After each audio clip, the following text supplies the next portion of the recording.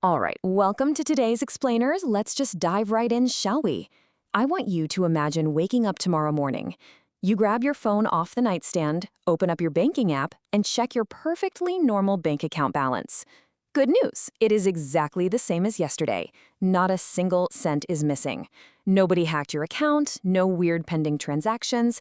Everything looks perfectly 100% normal. But here's the uncomfortable truth. You are actually poorer than you were yesterday. Now, I know that sounds absolutely crazy, but listen, this isn't because you went out on a shopping spree, it's not because the stock market crashed overnight, and it's certainly not because your salary went down. It's because your money quietly lost a tiny piece of its buying power while you were fast asleep. And honestly, the most shocking part of the whole shebang, almost nobody even notices it's happening. So that brings up a really crucial question. If your balance hasn't budged at all, where exactly did your money go? See, millions of diligent, hardworking savers firmly believe that leaving their cash in a bank is the most responsible, foolproof financial decision they can possibly make. They cut back on spending, they save consistently, but there is this invisible drain at work. It literally affects everyone who thinks their idle cash is completely safe. To solve this little mystery, here is our roadmap for today. We're going to cover 1. The illusion of safety. 2. The melting ice cube. 3. David versus Michael. 4. Cash waits, assets work. And finally, 5. 3 wealth protection rules. Okay, section 1. The illusion of safety. Like we said, millions of us feel super responsible just leaving our savings untouched in a bank account. But doing this, it's actually like filling a bucket that has a tiny microscopic hole in the bottom. The water level doesn't just suddenly collapse overnight. It drops so incredibly slowly that you hardly even notice it. Until one day, years down the road, you look inside and realize the bucket is almost completely empty. Think about it like this. Picture a timeline.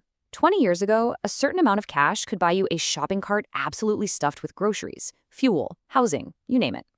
10 years ago, well, you'd seen noticeably fewer goods for that exact same amount of money.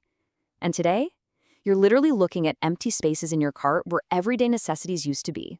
The numbers inside your bank account might have stayed exactly the same for decades, but the actual physical goods those numbers can buy, that drops dramatically.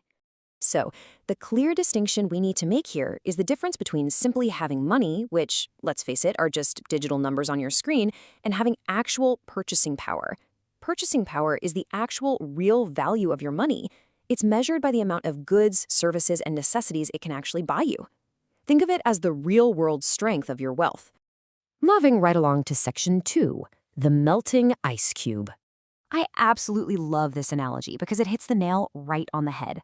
Imagine you put a brand new ice cube into your freezer. You check it a week later, and it's exactly the same size, right? Now imagine taking that same ice cube and placing it outside on a warm summer day. At first glance, it looks totally identical. But minute by minute, it slowly and quietly melts away. Well, your money behaves exactly like that ice cube in the sun. Your $10,000 balance looks identical every single day, but its real-world strength is constantly melting.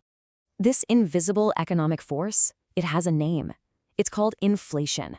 And let's be super clear here. This isn't some scam, it's not a grand banking conspiracy, and it's not hidden in the fine print of your account. It is an ancient economic force. Governments monitor it, central banks constantly fight it. It doesn't steal the digits from your account. It quietly steals the purchasing power behind them.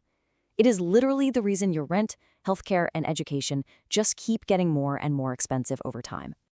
All right, section 3, David versus Michael. Let's look at two 35-year-old neighbors. They have the exact same salary and the exact same savings habits, but they end up with completely different financial outcomes. Let's see why. Check out the total contrast in how these guys think. Both are diligently putting away $500 a month, but David's mindset is simply, where is my money safest? He genuinely believes money's only job is to sit safely in a vault somewhere. Michael, on the other hand, asks a way better question. Will this money have the same value 10 years from now?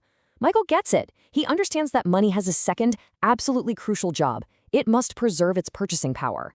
So, fast forward 10 years. David has simply been depositing his cash in the bank, right? He's only measuring his balance. And the outcome? Life feels so much more expensive to him because he lost a chunk of his purchasing power. Doing absolutely nothing actually became David's biggest financial risk. Meanwhile, Michael's been buying productive assets. He measures his purchasing power instead of his balance. The outcome for him? His money continues growing. giving him a fighting chance to outrun inflation over that exact same 10-year period. Which brings us to section 4, cash waits, assets work. You know, there is a deep irony here that millions of people completely miss.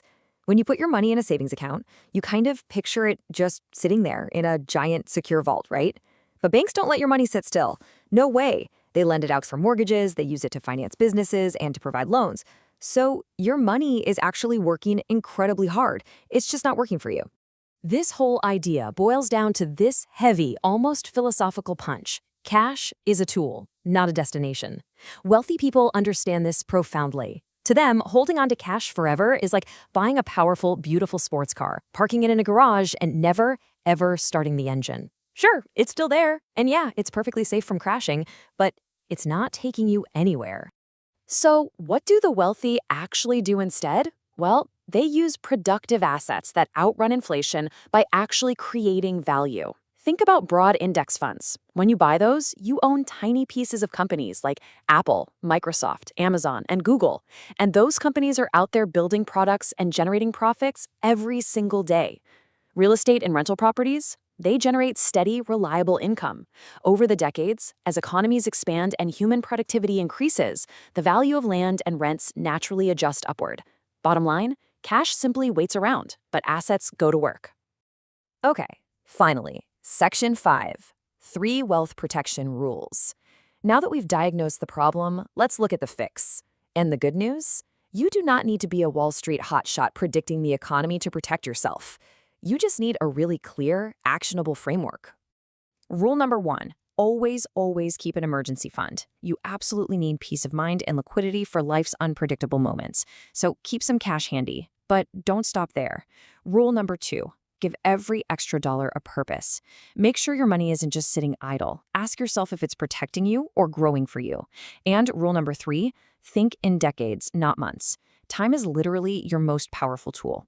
When time works against idle cash, inflation wins. But when you give time to productive assets, compounding wins every single time.